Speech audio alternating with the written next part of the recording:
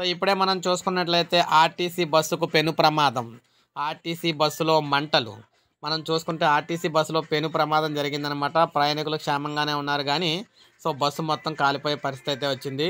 ఇది మనకి నెల్లూరు జిల్లా, పొట్టి శ్రీరాములు నెల్లూరు జిల్లాలో మనకి ఉలవపాడు మండలం మున్నేటి కోట అడ్డ రోడ్డు వద్ద 16 నంబర్ జాతీయ రహదారిపై తెల్లవారుజామున ఈ ప్రమాదం జరిగింది. తిరువూరు డిపోకు చెందిన ఆర్టీసీ బస్సు రాత్రి 10 గంటలకు తిరుపతిలో బయలుదేరింది. సుమారు 2:30 గంటలు దాటాక మున్నేటికోట అడ్డ రోడ్డు వద్ద టీ తాగేందుకు డ్రైవర్ బస్సును ఆపారు. కొందరు ప్రయాణికులు దిగారు. అదే సమయంలో బస్సులో పొగ వస్తుండడాన్ని గమనించిన ప్రయాణికులు భయంతో కిందకి దిగిపోయారు. ప్రయాణికులు దిగిన కొద్దిసేపటికి మంటలు బస్సు అంతా వ్యాపించాయి. ప్రయాణికులు తమ లగేజీలను తీసుకునే అవకాశం కూడా లేకుండా పోయింది. మంటలు వేగంగా వ్యాపించి బస్సు పూర్తిగా దగ్ధమైంది. స్థానికులు పోలీసులకు ఫైర్ ఇంజన్ను కూడా సమాచారం ఇవ్వడంతో వారు వచ్చి మంటలను అదుపులోకి తెచ్చారు. ప్రమాదం జరిగిన సమయంలో బస్సులో 19 మంది ప్రయాణికులు ఉన్నారు.